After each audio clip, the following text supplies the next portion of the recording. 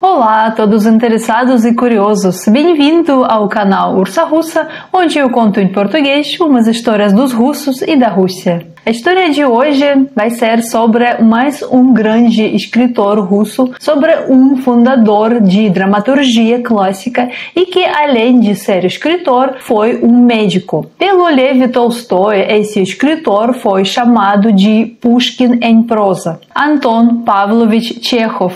Uma pessoa boa sente vergonha até perante um cachorro. Chekhov viveu apenas 44 anos, mas sua obra influenciou muitas gerações de escritores, tanto na Rússia, tanto no exterior. O Chekhov criou um novo tipo de drama e subverteu a noção anterior sobre a questão de como deveria ser a arte teatral. Anton Chekhov nasceu em 17 de janeiro de 1860, no sul da Rússia, na cidade de Taganrog, numa pequena casa em uma família grande de comerciantes, que tiveram 5 filhos e uma filha. O pai, Pavel Yegorovich, teve uma loja e vendia mantimentos e variedades das coisas. Ele era um homem sério, devoto e muito religioso, e também foi severo. Todos os filhos dele começaram a trabalhar muito cedo. Depois da escola, Anton Chekhov, com os seus irmãos, trabalhavam na loja do pai. Lá eles faziam tarefas escolares de casa e à noite guardavam a loja do pai. Eles iam dormir muito tarde e todos os dias, às 5 horas da manhã, eles já se levantaram para cantar no coral da igreja. E eles também frequentaram todas as liturgias ajoelhados. O pai citava constantemente a palavra de Deus e obrigava os filhos a seguirem os mandamentos de Deus. Ele próprio foi um homem muito avarento e meio estranho. A violência na família era bem comum. Apesar de sua fervorosa religiosidade, o pai batia nos filhos e na sua esposa pela menor provocação. Um dia aconteceu um caso interessante. Um rato caiu num barril de azeite e todo o azeite estragou. Mas o pai, ao invés de jogá-lo fora, chamou um padre e pediu que ele fizesse uma oração e abençoasse o azeite, desinfetando ele dessa maneira. No entanto,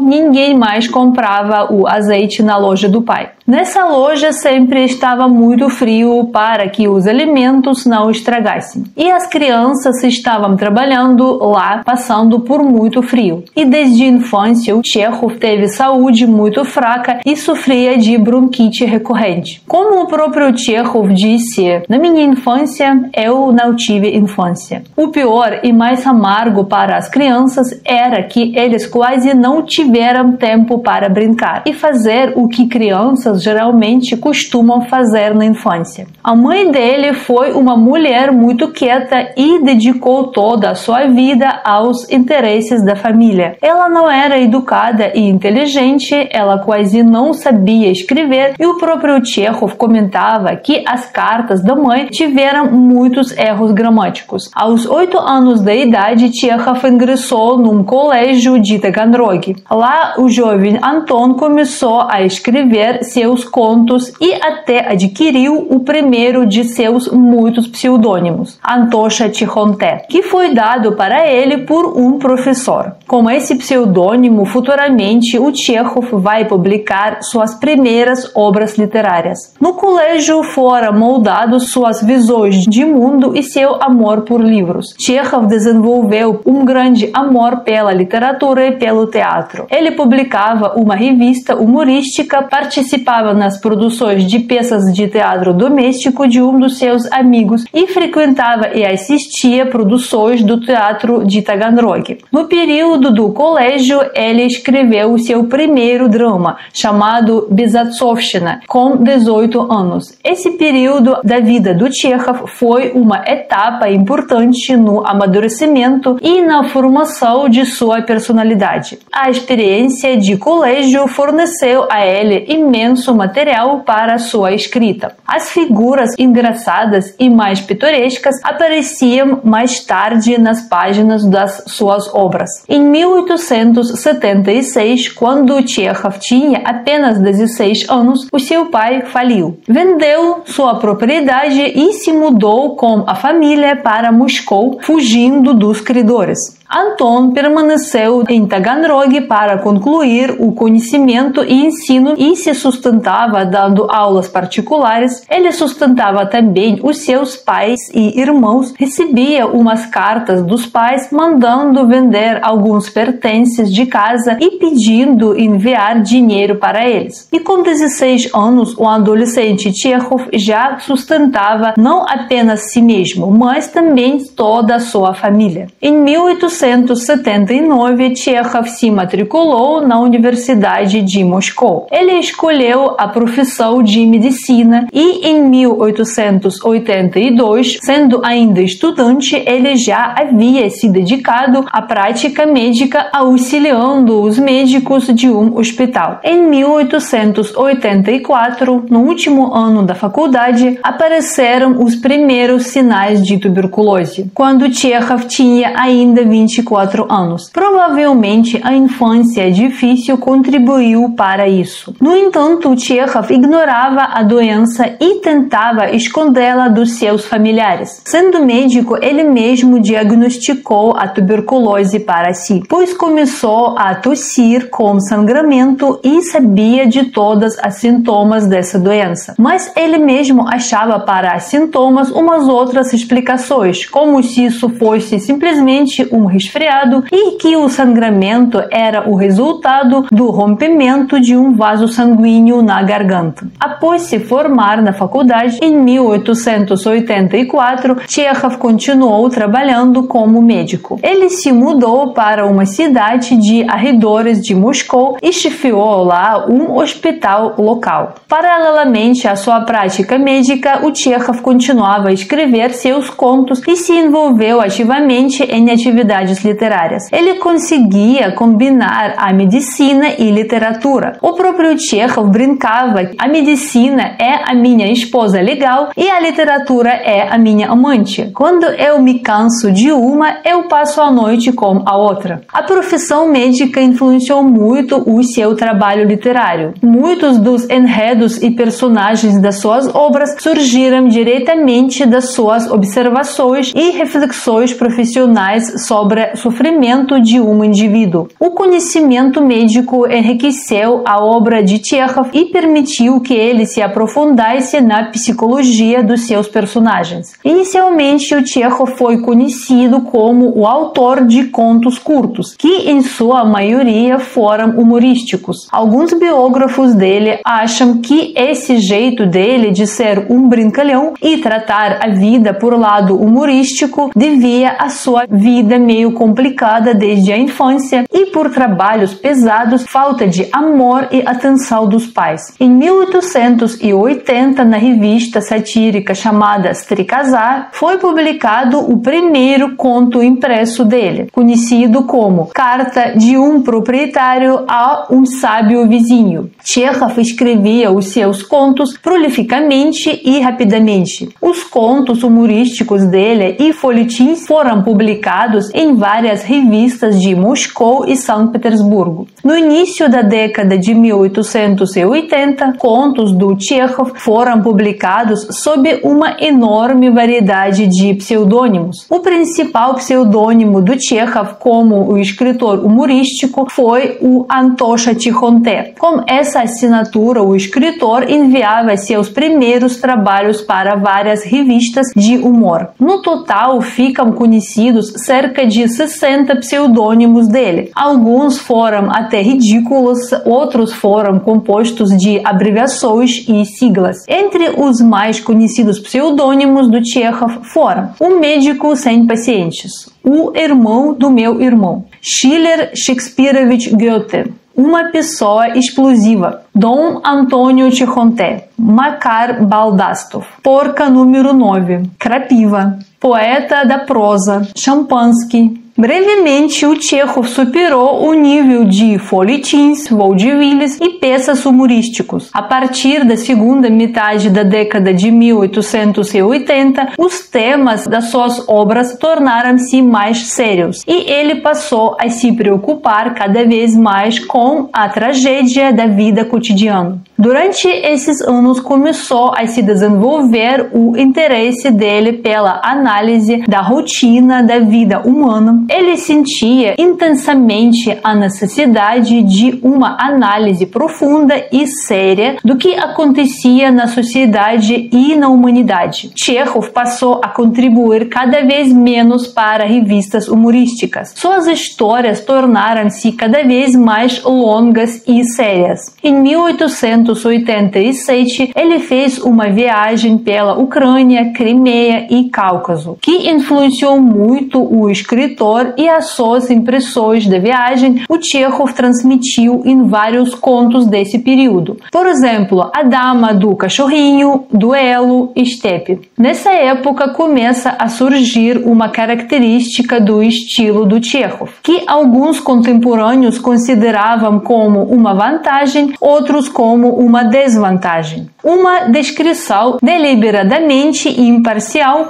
e uma falta acentuada de julgamento e de opinião do autor. Em 1890, Chekhov fez uma grande viagem para a ilha Sakhalina, que durou quase um ano. O escritor percorreu toda a Sibéria até chegar na ilha. Ele ia de vários transportes. Algumas partes siberianas que não tiveram ainda ferrovia, ele passava de cavalos, de carroças e qualquer transporte que tivesse possível usar. Só a ida durou 80 dias, durante quais ele escreveu 9 ensaios intitulados como Da Sibéria. A ilha Sakhalina naquela época era um local de exílio para condenados. Chekhov viveu lá por alguns meses, extensivamente interagindo com os prisioneiros e habitantes exilados, incluindo presos políticos. Ele aprendeu as histórias deles, os motivos de exílio, viu com os seus próprios olhos a violência por qual sofriam os condenados. Ele viu pobreza, fome daquela região. Assim, ele reuniu um material muito rico para as suas anotações. Segundo o próprio Chekhov, a viagem para Sakhalina teve uma profunda influência em todas as suas obras subsequentes. Chekhov, por sua própria iniciativa, realizou um censo completo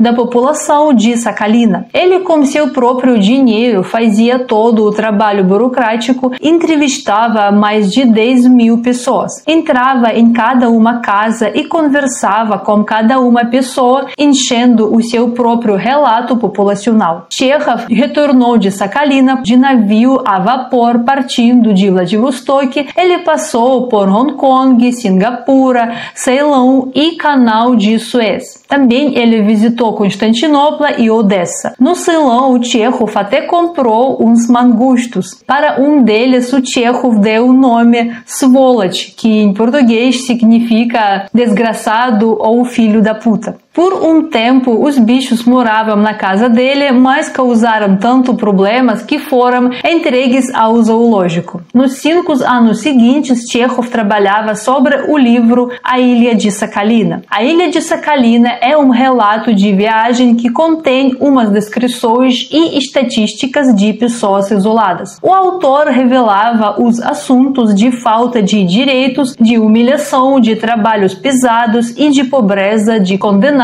e das suas famílias. Chekhov conta umas histórias sobre a vida de prisioneiros que inclui umas cenas de castigos corporais e brutais, umas doenças que afetaram a população da ilha. E, além disso, Chekhov inclui no livro suas notas etnográficas sobre Ainu. Ainu foram os habitantes nativos indígenas da Rússia que ocupavam a Sakhalina, as Ilhas Kurilas e também faziam uma parte do Japão. A década de 1890, o escritor passou numa aldeia de Melikhova, nos arredores de Moscou, onde ele comprou uma propriedade. Com ele passavam a morar os membros da sua família, e lá ele organizou um trabalho médico, estabeleceu horários diários de recepção matinal e criou uma farmácia domiciliar para a dispensação de medicamentos. Chekhov amava cães. Ele tinha 2 Siddeshunds, mais conhecidos como cão salsicha, que moravam com ele em Melikhova. Em 2012, um monumento aos Siddeshunds foi erguido na casa-museu dele. Este período em Melikhova foi marcado por interações com muitas figuras literárias e artísticas. O próprio Chekhov escreveu: "Todo intelectual que passa por aqui considera o seu dever e obrigação dar uma passada na minha casa para se aquecer e às vezes até passar uma noite." Em Melikhova, Chekhov sempre recebia muitos hóspedes, médicos, professores, atores, atrizes, escritores e vários outros membros da nobreza russa. Em Melikhova, Chekhov escreveu seus famosos contos: A Casa com Mezanino, O Homem Dentro de uma Caixa, A Enfermaria número 6, a peça A Gaivota e mais de 30 outras obras. Durante esses anos, a obra de Chekhov desenvolveu cada vez mais interesse por um tipo especial de ação dramática, um tipo único de inação. Contrariando as tradições do gênero dramático, as peças do Chekhov não se concentravam em eventos transformadores, mas sim em detalhes cotidianos. O principal estilo do Chekhov é laconismo, ir direito ao assunto. O autor quase entra logo sem bater na porta. Ele mesmo achava que no texto não deve existir nada desnecessário. Na literatura russa fica conhecido um princípio chamado arma do Chekhov. Se uma arma está pendurada na parede no primeiro ato da peça, ela deve disparar no último. A arma do Chekhov é um princípio na dramaturgia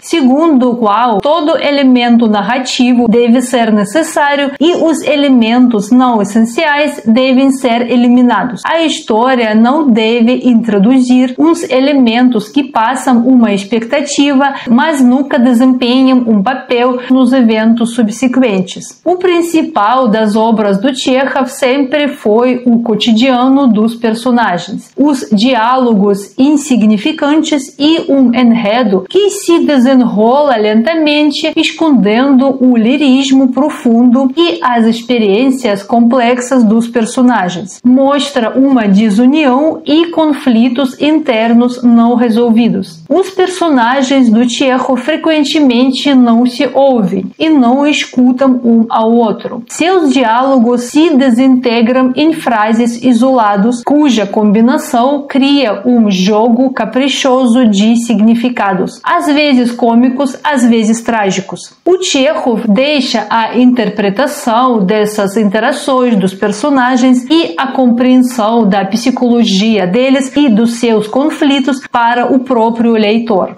Essa estrutura de obras do Chekhov foi inovadora não apenas para o drama russo, mas também para o teatro russo. O novo conflito e a nova expressão exigiram uma mudança do próprio tipo de ação cênica e nas abordagens de encenações. Muitos contemporâneos do Chekhov criticavam as peças dele pela falta de enredo e pelo laconismo excessivo. Informações sobre o Chekhov seriam incompletas sem abordar a vida pessoal dele. Muito atraente, talentoso e espirituoso, o Chekhov sempre fez muito sucesso entre mulheres. Sempre chamava a atenção delas com a sua altura. Ele próprio amava mulheres e sabia como cortejá-las. Chekhov sempre fazia piadas, tinha autoironia, respondia às perguntas com umas piadas e sempre teve um ótimo senso de humor. Ele tratava suas mulheres falando brincadeiras, chamava-as de apelidos engraçados, mas ao mesmo tempo carinhosos. Alguns relacionamentos o Chekhov refletia em suas obras. Os biógrafos do Chekhov consideram que ele teve cerca de 30 mulheres durante a sua vida. Na descrição da biografia do escritor, as mulheres dele ficam chamadas de Antonovka. Por um lado, em homenagem ao nome dele, Anton, e também na Rússia existe uma espécie de maçã Antonovka. E na Rússia também as garotas bonitas são frequentemente comparadas e associadas com fruta de maçã, igualmente maduras, suculentas e apetitosas. Uma coisa curiosa é que o Chekhov tinha pavor de casamento. Ele próprio até dizia que tinha um pesadelo recorrente sobre estar casado com uma mulher estranha e não amada. O escritor buscava um amor que iluminasse a sua vida,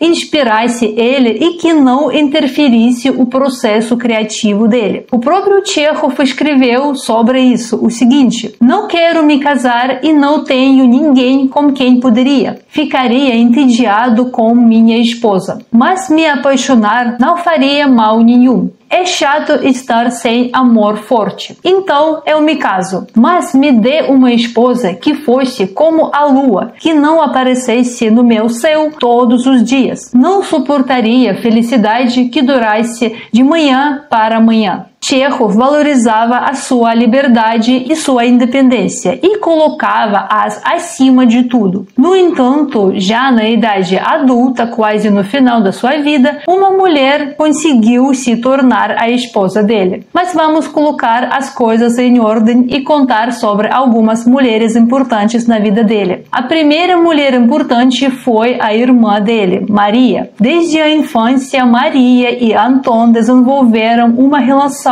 próxima e fraternal, e eram melhores amigos. Eles compartilhavam segredos e sempre apoiavam um ao outro. A Maria ajudava ao Chekhov com seus trabalhos literários. Ela era secretária dele, negociava com editoras e cuidava da correspondência. Ela se formou como pintora, ela desenhava bem e estudava numa faculdade de arte. Em Melekhova, a Maria auxiliava ao seu irmão na construção das escolas. Se sabe que o Chekhov era filantropo e participava de trabalhos de caridade. A irmã ajudava em tratamento de pacientes e na administração de tarefas domésticas. Ela nunca se casou e dedicou toda a sua vida ao seu irmão. Após a morte dele, ela publicava as obras literárias dele, correspondência e cuidava da grande biblioteca e do museu em qual se transformou a casa do Chekhov. Chekhov se interessava por várias amigas da sua irmã e muitas foram apaixonadas por ele. Uma das amigas da irmã foi Lídia Mizinova, mais conhecida como Lika. Aos 28 anos, Chekhov se apaixonou por ela e eles tiveram um relacionamento bastante longo. O escritor chamava ela carinhosamente de Milho da minha alma. Futuramente, a Lika se apaixonou por um outro homem, também um escritor, e deu preferência a ele, abandonando o Chekhov. Brevemente, ela engravidou daquele escritor, mas ele, sendo casado,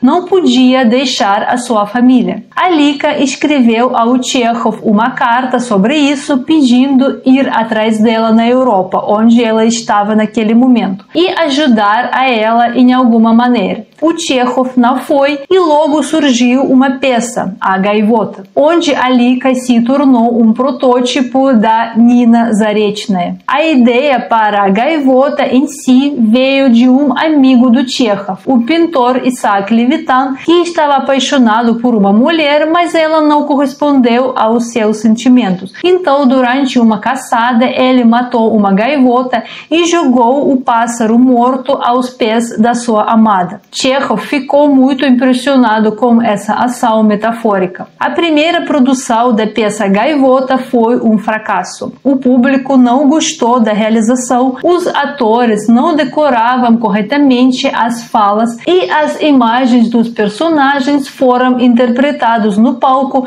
de forma muito ruim. O próprio Chekhov estava no teatro durante a estreia, ficou muito decepcionado e decidiu nunca mais escrever as peças. Aliás, para a alegria do Lev Tolstói, com quem o Chekhov tinha uma boa relação. Apesar das diferenças de estilos narrativos, enquanto nas suas obras o Tolstói só levantava várias perguntas filosóficas, o Chekhov não fazia perguntas nenhumas e nem dava respostas. Mesmo assim, os dois escritores tiveram respeito um ao outro. O Chekhov valorizava muito o alcance épico do Tolstói e a profundidade das suas ideias filosóficas. Tolstói, por sua vez, admirava a prosa concisa e abrangente do Chekhov. No entanto, Tolstói não gostava das peças do Chekhov. Dizia o seguinte: Shakespeare escrevia terrivelmente e você escreve ainda pior, e criticava duramente o seu maior sucesso criativo, a peça Gaivota. Após o fracasso da peça Gaivota, o Chekhov decidiu desistir de escrever peças. No entanto, as produções seguintes da Gaivota foram bem feitas e bem entendidas, aceitas pelo público. O Chekhov posteriormente mudou de ideia e escreveu várias outras peças brilhantes que fazem sucesso até agora. Agora vamos voltar para as outras mulheres importantes do Chekhov. Outra mulher significante na vida do Chekhov foi mais uma Lídia Avilova. Ela foi uma escritora russa também. O Chekhov revisava os manuscritos dela, ajudava a ela com suas publicações e fazia aconselhamentos profissionais. Lídia adorava as obras do Chekhov e quando eles se conheceram, ela naturalmente se apaixonou por ele, embora foi casada e tinha filhos. Eles precisavam esconder seu amor e mantiveram umas correspondências. Os dois diziam que tiveram relacionamento em cartas. A obra literária mais famosa da Lídia Avilova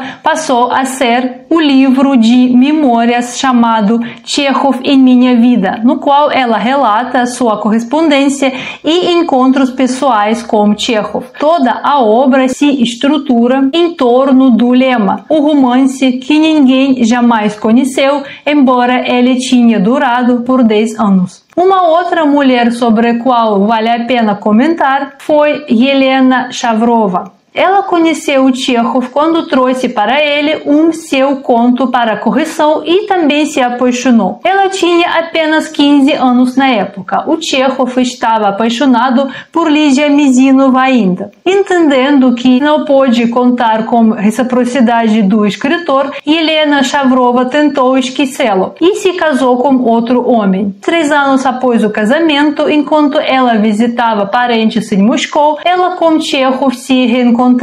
E desta vez, entre eles, ocorreu um caso rápido. Os dois fugiram para Yalta, na cidade do sul, na Crimeia, onde passaram algum tempo juntos. Depois, Helena retornou para a família e o romance continuou por meio de cartas. Como resultado desse amor, foi escrito por Chekhov o conto A Dama do Cachorrinho. A única mulher que, segundo alguns biógrafos, teve um filho como escritor foi Nina Korsh. Ela foi filha de um proprietário do primeiro teatro particular na Rússia, onde foram produzidas as peças do Chekhov. O romance entre eles começou em 1898, quando Nina foi apoiar o escritor durante a estreia da peça A Gaivota. Segundo alguns relatos, em 1900, a Nina engravidou e secretamente deu à luz uma filha, Tatiana. Ela não contou sobre a sua gravidez para Chekhov porque ele, na mesma época, começou um relacionamento com uma outra mulher, uma atriz de teatro de arte de Moscou, Olga Kniper, que se tornou a única mulher com quem o Chekhov se casou. A essência do relacionamento entre eles é definida pela frase com a qual o próprio Chekhov Chekhov pretendia começar seu romance sobre amor, que, aliás, nunca foi escrito e existe apenas uma frase. Ele e ela se apaixonaram, se casaram e foram infelizes.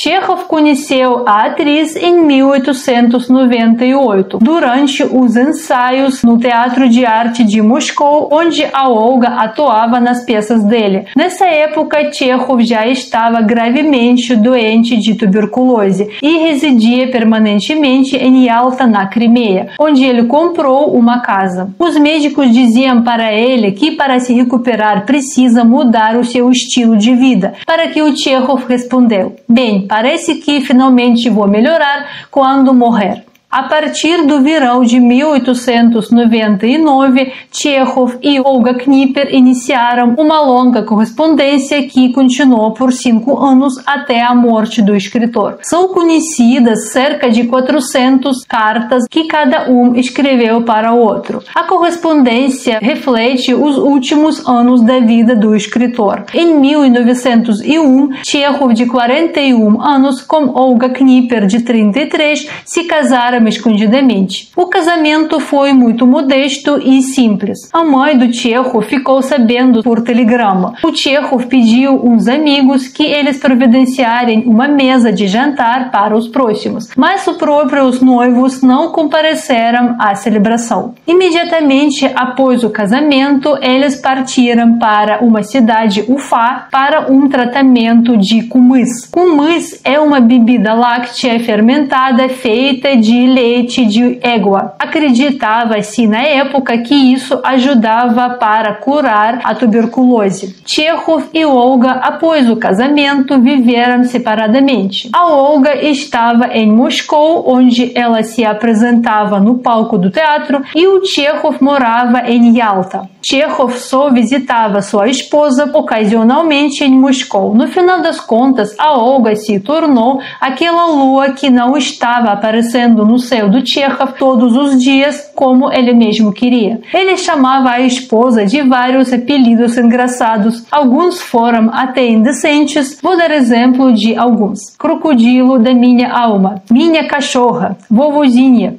Eles não tiveram filhos. A primeira gravidez da Olga acabou com aborto espontâneo e na segunda gravidez a Olga caiu em uma escotilha aberta durante um ensaio do palco e após uma cirurgia ela não conseguia mais ter filhos. Segundo alguns biógrafos, a segunda gravidez da Olga não foi do Chekhov. Junto com Chekhov, em Yalta residia a irmã Maria, que ajudava e cuidava dele. E lá em Yalta foram escritas todas as obras mais importantes dos últimos anos da vida do escritor, incluindo as peças Três Irmãs e O Jardim das Cerejeiras. Após se mudar para Yalta, Chekhov já não realizava mais sua prática médica. E nesse período, a tuberculose dele progredia muito. Em junho de 1904, a Olga levou o marido para a Alemanha para tratamento com águas minerais. E em 2 de julho, o escritor, com 44 anos, morreu no resort de Baden-Württemberg. Segundo a Olga, no dia da sua morte, ele compôs uma história engraçada para ela, depois chamou um médico em cuja presença pronunciou suas agora famosas últimas palavras em alemão: Ich sterbe. Em alemão significa estou morrendo. Pediu um champanhe, pegou a taça e disse a Olga: faz muito tempo que não tomo champanhe. Ele bebeu tudo calmamente, se deitou e logo ficou em silêncio para sempre. Segundo a Olga, quando o Chekhov estava morrendo, uma borboleta preta estava voando na frente da janela do quarto. O corpo do Chekhov foi entregue a Moscou em vagão de transportação de ostras. O próprio Chekhov iria com certeza achar uma graça nisso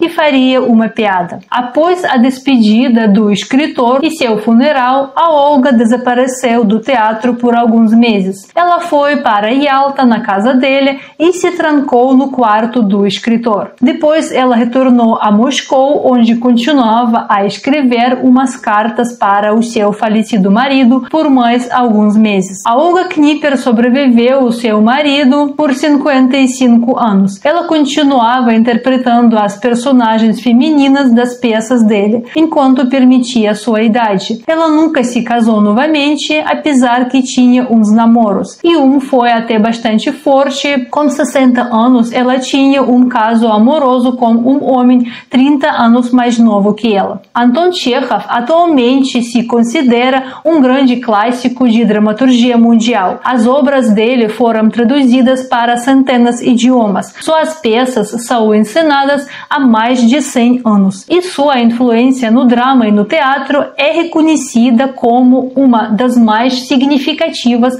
no século XX. As suas obras foram adaptadas para o cinema. No cinema russo foram produzidos muitos filmes. Em homenagem do Chekhov foram inaugurados museus, monumentos, teatros e bibliotecas. Muito obrigada por assistir. Se gostaram do vídeo, deixem suas curtidas, comentários, se inscrevem no canal. Fiquem bem e até a próxima.